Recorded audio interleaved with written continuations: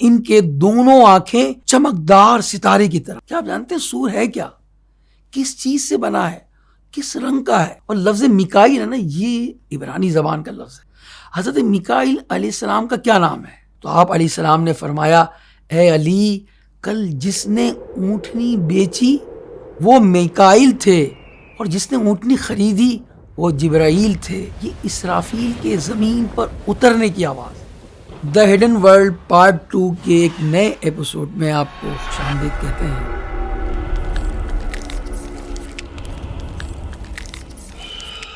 اور آج اس کا آغاز ایک بہت ہی دلچسپ اور عجیب واقعے سے کریں گے. چنانچہ کتابوں میں لکھا ہے کہ ایک مرتبہ امیر المومنین مولا مشکل کشا شیر خدا رضی اللہ تعالیٰ عنہ اور ان کا گھرانہ جو 5 افراد پر مشتمل تھا، جس میں مولا مشکل کشا علی المرتضیٰ شیر خدا، خاتون جنت حضرت فاطمہ الزہرا رضی اللہ تعالیٰ عنہا، حسنین کریمین اور آپ کا یہ غلام حارث، ان حضرات کے صبر کا یہ عالم تھا کہ 3 دن سے کسی نے نہ کچھ کھایا تھا. چنانچہ خاتون جنت رضی اللہ تعالی عنہا نے مولا مشکل کشا کو اپنا ایک لباس دیا تاکہ وہ اسے سیل کر کے کھانے پینے کے لیے کچھ لے آئیں. آپ وہ لباس لے کر بازار کی طرف چل دیے اور 6 درہم میں اسے سیل کیا. آپ نے فروخت کرنے کے بعد جب آپ واپس لوٹے تو اللہ کے نام پر ایک شخص سوال کر رہا تھا مدد کا. آپ نے اللہ کے بھروسے پر وہ 6 درہم سب راہ خدا میں صدقہ کر دیے اور خود واپس گھر کی جانب روانہ ہوئے. خدا کا کرنا یہ ہوا کہ راستے میں ایک شخص کو آپ نے دیکھا کہ اونٹنی لیے کھڑا ہے، جس نے آپ سے عرض کیا، یا ابا الحسن، اونٹنی خریدیں گے؟ آپ نے فرمایا کیوں نہیں، کتنے کی دو گے؟ اس نے کہا 100 درہم کی، 100 درہم. فرمایا میرے پاس اس پر رقم نہیں ہے. تو اس سیل کرنے والے نے کہا کہ آپ اسے ادھار میں خرید لیجئے، جب رقم آ جائے تو مجھے واپس کر دیجئے گا. آپ نے فرمایا بہت خوب. چنانچہ آپ نے 100 درہم میں وہ اونٹنی خرید لی اور آپ آگے تشریف لے گئے. کچھ ہی ڈسٹینس پر آپ چلے تو آپ کو ایک اور شخص ملا جس نے آپ سے کہا، یا ابا الحسن، کیا آپ اونٹنی بیچ دیں گے؟ آپ نے فرمایا کیوں نہیں. پوچھا کتنے کی آپ نے خریدی ہے؟ تو آپ نے فرما دیا کہ میں نے تو 100 درہم میں خریدی ہے. تو اس نے کہا کہ پھر مجھے آپ 160 درہم میں آپ مجھے فروخت کر دیں، 60 درہم آپ کا نفع ہو جائے گا. چنانچہ آپ نے اسے اونٹنی 160 درہم میں فروخت کر دی. اس کے بعد آپ 160 درہم لے کر آگے چلے تو وہی اونٹنی والا جس نے آپ کو اونٹنی فروخت کی تھی وہ مل گیا، اور انہوں نے کہا کہ وہ اونٹنی کہاں گئی آپ کے پاس سے؟ آپ نے کہا میں نے وہ تو فروخت کر دی. اس نے پوچھا کتنے میں فروخت کی؟ آپ نے فرمایا کہ میں نے 160 درہم میں فروخت کر دی. وہ کہنے لگا پھر میرے 100 درہم مجھے لوٹا دیجئے.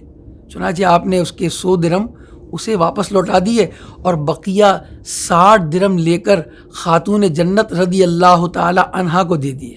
تو آپ نے اتنے درہم دیکھ کر آپ حیران ہو گئیں، کیونکہ جو لباس آپ نے مولا کائنات کو دیا تھا وہ آپ کی نگاہ میں اتنا قیمتی نہیں تھا کہ 60 درہم میں فروخت ہوتا. لہذا آپ رضی اللہ تعالی عنہا نے پوچھا یہ 60 درہم کہاں سے آئے؟ تو مولا مشکل کشا نے فرمایا کہ میں نے 6 درہموں کے ذریعے اللہ کے ساتھ تجارت کی کہ اس کی راہ میں میں نے یہ 6 درہم صدقہ کر دیے، تو اس نے مجھے 6 کے 60 لوٹا دیے. نیکسٹ ڈے سیدنا علی المرتضیٰ نبی کریم صلی اللہ علیہ وسلم کی بارگاہ میں حاضر اور اپنا سارا واقعہ گزشتہ والا بیان کیا. تو نبی کریم صلی اللہ علیہ وسلم نے فرمایا، اے علی، کیا تم جانتے ہو کہ کل کا معاملہ کیا تھا؟ آپ نے عرض کی واللہ ورسولہ اعلم، یعنی اللہ اور اس کا رسول بہتر جانتے ہیں. تو آپ علیہ السلام نے فرمایا، اے علی، کل جس نے اونٹنی بیچی وہ میکائیل تھے، اور جس نے اونٹنی خریدی وہ جبرائیل تھے، اور وہ اونٹنی جو آپ نے خریدی اور پھر فروخت کر دی وہ بروز قیامت میری بیٹی خاتون جنت فاطمہ الزہرا کی سواری ہوگی. سبحان اللہ. ویورز، اس واقعے میں اللہ پاک کے 2 مقرب ترین فرشتوں کا ذکر ہے، حضرت جبریل امین اور حضرت میکائیل علیہم السلام. جبریل امین کے بارے میں تو ہم نے پچھلے ایپیسوڈ میں بڑی تفصیل سے گفتگو کی تھی. آج ہم انشاءاللہ الرحمن مقربین ملائکہ میں سے دوسرے اور تیسرے فرشتے یعنی حضرت میکائیل علیہ السلام اور حضرت اسرافیل علیہ السلام کے متعلق گفتگو کریں گے. آپ نے آخر تک ہمارے ساتھ رہنا ہے ویورز. میکائیل علیہ السلام اللہ پاک کے ایک مقرب فرشتے ہیں. جس طرح دیگر فرشتوں کو دنیاوی کام سپرد کیے گئے ہیں، اسی طرح اللہ پاک نے میکائیل علیہ السلام کو بارش برسانے اور لوگوں تک رزق پہنچانے پر مقرر فرمایا ہے. اور لفظ میکائیل ہے نا، یہ عبرانی زبان کا لفظ ہے. حضرت میکائیل علیہ السلام کا کیا نام ہے؟ آئیے ایک روایت سے جانتے ہیں. حضرت اکرمہ رضی اللہ تعالیٰ عنہ نے فرمایا کہ جبریل امین کا نام عبداللہ اور میکائیل کا نام عبید اللہ ہے. اور جہاں تک اگر آپ کی عمر کی بات کریں ہم کہ آپ کی ایج کتنی تھی، اس کا ذکر حدیث میں آتا ہے کہ ایک مرتبہ حضرت جبریل علیہ السلام اور حضرت میکائیل علیہ السلام نبی کریم صلی اللہ علیہ وسلم کی خدمت بابرکت میں حاضر ہوئے اور آپ یعنی حضور علیہ السلام مسواک فرما رہے تھے.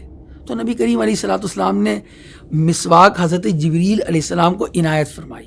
تو حضرت جبریل نے عرض کیا بڑے کو دے دیجئے، یعنی میکائیل علیہ السلام کو عطا فرمائیں کہ وہ مجھ سے بڑے ہیں. تو معلوم ہوا کہ میکائیل علیہ السلام حضرت جبریل امین سے عمر میں بڑے تھے. اور اس کی ایک اور روایت بھی ملتی ہے کہ اللہ پاک نے جبریل علیہ السلام کو میکائیل علیہ السلام کے 500 سال بعد پیدا فرمایا. ایک روایت ہے حضرت عبد الرحمن رضی اللہ تعالیٰ عنہ نے فرمایا کہ دنیا کے جملہ یعنی تمام کاموں کی تدابیر 4 فرشتے کرتے ہیں. وہ کون سے ہیں؟ حضرت جبریل، حضرت میکائیل، حضرت عزرائیل اور حضرت اسرافیل علیہ السلام. حضرت جبریل علیہ السلام ہوا اور لشکروں پر مقرر ہیں اور میکائیل علیہ السلام بارش اور قطرات پر اور کھیتوں وغیرہ پر مقرر ہیں. اور ملک الموت علیہ السلام یعنی حضرت اسرائیل علیہ السلام یہ روحیں قبض کرنے پر مقرر ہیں. اور حضرت اسرافیل علیہ السلام ان تینوں تک اللہ کا حکم پہنچاتے ہیں. سبحان اللہ. اس سے اندازہ لگائیے ویورز کہ ان فرشتوں کے کیسی عظیم کام اللہ نے ان کو سپرد کیے ہیں. حضرت علی رضی اللہ تعالیٰ عنہ روایت کرتے ہیں کہ حضرت میکائیل علیہ السلام بیت المعمور میں ملائکہ کی امامت کرتے ہیں، جہاں آسمانوں کے ملائکہ یعنی فرشتے جمع ہوتے ہیں اور پھر بیت المعمور کا طواف کرتے ہیں. اس میں نماز پڑھتے اور استغفار کرتے ہیں. اللہ پاک ان کا ثواب اور ان کے استغفار کی تسبیح امت مصطفیٰ صلی اللہ علیہ وسلم کو عطا فرماتا ہے. ڈیئر ویورز، حضرت میکائیل علیہ السلام کا جو مقام و مرتبہ احادیث کریمہ میں بیان کیا گیا ہے وہ کتنا عظیم الشان ہے اور کیسا عظیم منصب انہیں سونپا گیا ہے، یعنی منصب امامت.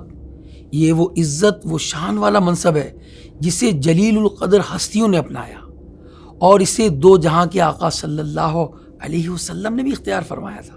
تذکرہ ہے حضرت میکائیل علیہ السلام کا. آئیے اب ملائکہ مقربین میں سے تیسرے بڑے فرشتے سیدنا اسرافیل علیہ السلام کے حوالے سے سنتے ہیں. حدیث پاک میں ہے کہ آپ علیہ الصلوۃ والسلام کا نام عبد الرحمن بتایا گیا، یعنی حضرت اسرافیل علیہ السلام کا نام عبد الرحمن ہے. روایت میں جس کے راوی ہیں ابو سعید خدری رضی اللہ تعالیٰ کہ نبی کریم صلی اللہ علیہ وسلم نے فرمایا صاحب سور اسرافیل علیہ السلام ہیں، ان کے دائیں جانب جبریل اور ان کے بائیں جانب میکائیل علیہ السلام ہیں. اللہ اکبر. اور سیدنا ابن عباس رضی اللہ تعالیٰ عنہ سے روایت ہے نبی کریم علیہ السلام نے ایک دفعہ آسمان سے ایک زوردار آواز سنی. فرمایا جبریل کیا قیامت قائم ہو گئی؟ عرض کیا نہیں، یہ اسرافیل کے زمین پر اترنے کی آواز ہے. اور ایک بات بہت ہی معلوماتی ہے ویورز، یہ بات تو آپ نے سنی ہوگی کہ جبریل امین نے مختلف انبیاء کی بارگاہ میں حاضری دی. پچھلے ایپیسوڈ میں بھی ہم نے اس کا ذکر کیا. یہ نہیں سنا ہوگا آپ نے کہ حضرت اسرافیل علیہ السلام کسی نبی کی بارگاہ میں حاضر ہوئے. اللہ نے جتنے بھی رسولوں اور انبیاء کرام کو نازل کیا ان میں ہمارے آقا صلی اللہ علیہ وسلم وہ واحد محبوب نبی ہیں کہ جن کے پاس حضرت اسرافیل علیہ السلام بھی حاضر ہوئے. یعنی جبریل علیہ السلام تو مختلف انبیاء کی بارگاہ میں حاضر ہوئے، مگر حضرت اسرافیل علیہ السلام کسی بھی نبی کی بارگاہ میں حاضر نہیں ہوئے الا یعنی سوائے نبی رحمت شفیع امت صلی اللہ علیہ وسلم کے دربار میں حاضر ہوئے. تو جہاں پر یہ حضرت اسرافیل علیہ السلام کی خصوصیت ہے کہ وہ حضور کی بارگاہ میں حاضر ہوئے، وہاں پر ہمارے آقا صلی اللہ علیہ وسلم کے خصائص میں سے بھی ہے کہ اللہ تعالیٰ کے یہ مقرب ترین فرشتے جو کسی کے پاس حاضر نہیں ہوئے وہ نبی کریم علیہ السلام کے دربار میں حاضر ہوئے.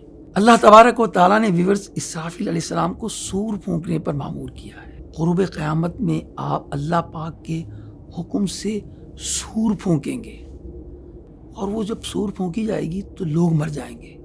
پھر دوبارہ سور پھونکی جائے گی تو مرے ہوئے لوگ زندہ ہو کر میدان محشر کی طرف دوڑیں گے جہاں ان کے اعمال کا حساب ہوگا. روایت میں ہے سیدنا ابو ہریرہ رضی اللہ تعالیٰ عنہ روایت کرتے ہیں کہ نبی کریم صلی اللہ علیہ وسلم نے فرمایا، جب سے صاحب سور پیدا ہوئے ہیں سور کی ڈیوٹی پر مقرر ہیں، عرش کے ارد گرد ٹک ٹکی لگا کر دیکھ رہے ہیں اور تیار ہیں کہ کب سور کا حکم ہوتا ہے. وہ آنکھ نہیں جھپکاتے، کہیں آنکھ جھپکنے سے پہلے کہیں ایسا نہ ہو کہ سور پھونکنے کا انہیں حکم دیا جائے. وہ ان کے دونوں آنکھیں چمکدار ستارے کی طرح ہیں، یعنی وہ تیار ہیں، جیسے ہی آرڈر ہوگا وہ سور پھونک دیں گے. حضرت ابو سعید خدری رضی اللہ تعالیٰ عنہ سے روایت ہے کہ نبی کریم صلی اللہ علیہ وسلم نے ارشاد فرمایا کہ اسرافیل علیہ السلام پر کتنا بڑا انعام ہے کہ وہ صاحب سور ہیں، اور قرن یعنی سور کو منہ میں رکھا ہوا ہے. انہوں نے سور کو منہ میں رکھا ہوا ہے اور پیشانی ان کی جھکی ہوئی ہے اور کان لگے ہوئے ہیں، منتظر ہیں کہ کب انہیں آرڈر ہو اور وہ سور پھونکیں. روایت میں آتا ہے ناظرین کہ جب حضرت اسرافیل علیہ السلام کو سور پھونکنے کا حکم ہوگا تو شروع میں اس کی آواز بہت باریک ہوگی، رفتہ رفتہ بلند ہوتی جائے گی. لوگ کان لگا کر اس کی آواز سنیں گے، بالآخر بے ہوش ہو کر گر پڑیں گے اور پھر وہ مر جائیں گے. آسمان، زمین، پہاڑ، یہاں تک کہ سور حضرت اسرافیل علیہ السلام اور تمام ملائکہ اس سور کی آواز سے فنا ہو جائیں گے.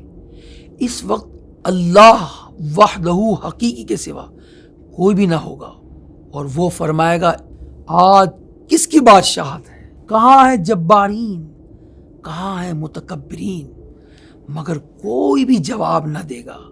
پھر خود ہی فرمائے گا للہ الواحد القہار، صرف اللہ واحد قہار کی سلطنت ہے.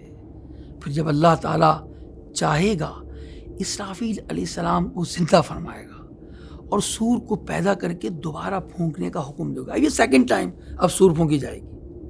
میں نے جس طرح شروع میں کہا تھا، سور پھونکتے ہی تمام اولین و آخرین ملائکہ، جن و انس اور حیوانات موجود ہو جائیں گے، زندہ ہو جائیں گے. سوشل میڈیا کے ناظرین، ابھی ہم نے سور کا ذکر سنا، بار بار سور کا ذکر آیا، صاحب سور کہا گیا حضرت اسرافیل علیہ السلام کو. کیا آپ جانتے ہیں سور ہے کیا؟ کس چیز سے بنا ہے؟ کس رنگ کا ہے؟ نبی کریم صلی اللہ علیہ وسلم سے یہ سوال کیا گیا کہ سور کیا چیز ہے؟